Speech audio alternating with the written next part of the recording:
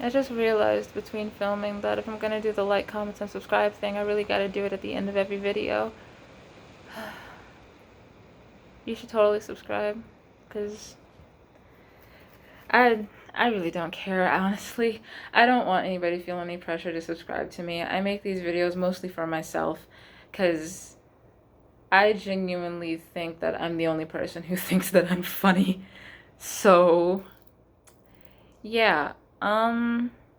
So, the 5 series that I have finished so far are The Giver, Paper Magician, Paper Stars, Savage and Ink, and unfortunately 50 Shades of Grey.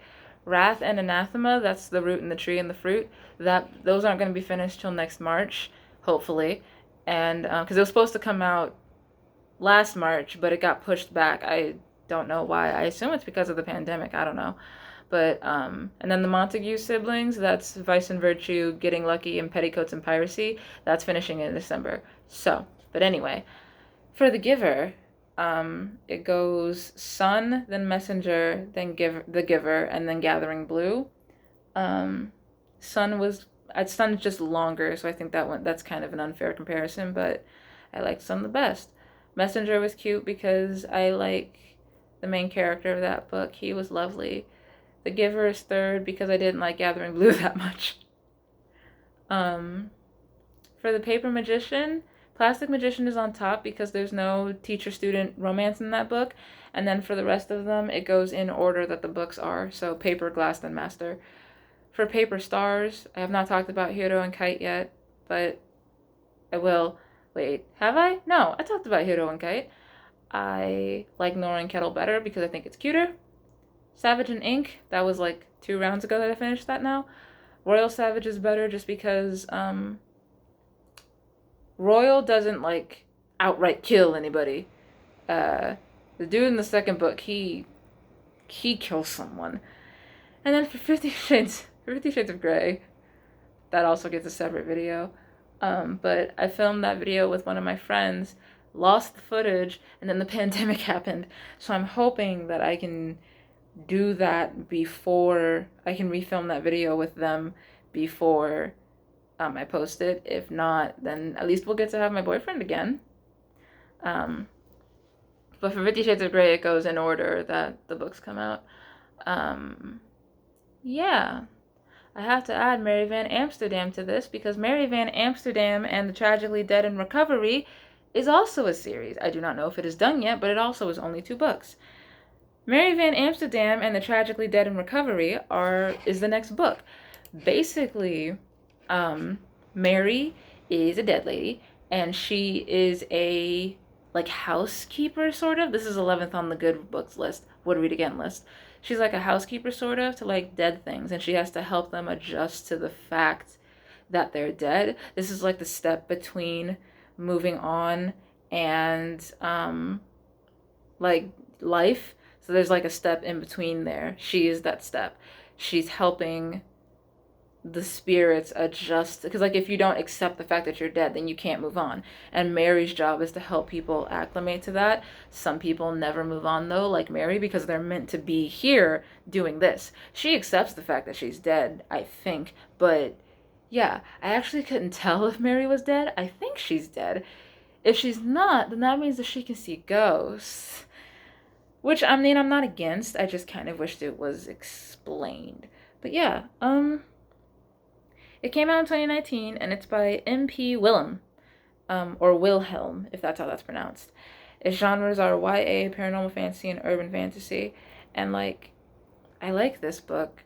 And I keep seeing this video pop up in my recommended about YA's evolution from, like, Harry Potter to things like Divergent.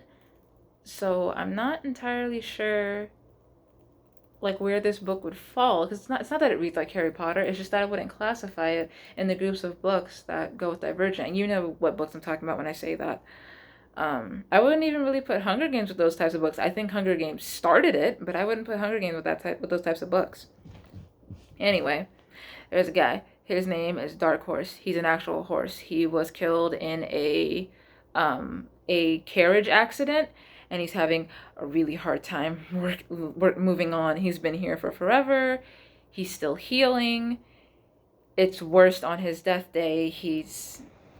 Oh, it sucks. Also, yes, Mary is dead. I actually wrote it down. It's been 70 years since Mary died.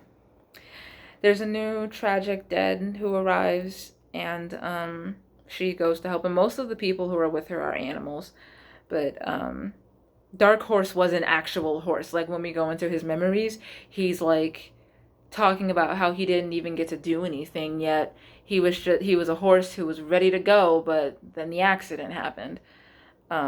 So Mary can't help him with his death day that day because she has to go get the new tragic dead. So he decides that he's going to be able to do it by himself. He hopes. He has PTSD from his death. It's really bad. It's also like really sweet in like a dark kind of way, because he was an animal and he just wanted to do his job, and we don't tend to think about like animals like having an afterlife like that. We always hope that it's like happy and stuff like that, and I'm hoping that Dark Horse is happy in the second book, but he appears to be turning into the second caretaker of the tragically dead, because Mary can't always be at the house, and Dark Horse at one point like ushers all of the smaller, newer spirits like away from a conflict that's happening. So I hope that's where it's headed, and I really hope Dark Horse is okay with that. But yeah, so they put together a welcome party for the new member, and Dark Horse is very morose. I really don't know. I didn't know what the conflict was by chapter 7, but I was invested in Dark Horse. He's my sweet child, my sweet Nay, my clop clop doggo. And there's a Soul Reaper who is after Mary for some reason. I don't know why. Yeah. Hang on. There's also a graduation going on. There's a spirit that's moving on, but the Soul Reaper comes and like fucks it up, but the soul's able to go. Mary banishes it, and yeah, so she has to go to Edinburgh so that she can get this talisman that she used to banish the Soul Reaper. She has to get it like charged up again. So she goes to Edinburgh, and yeah, the Soul Reaper that she banished was actually her old love named Peter. For some reason, I believe he is now a mouse.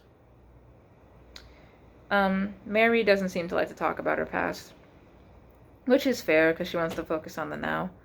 And it's cute.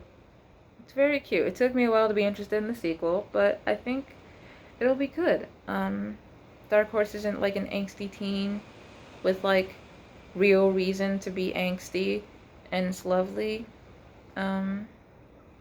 Yeah. She's like an afterlife therapist. It's slow, but it's cute. Yeah. I guess like and subscribe.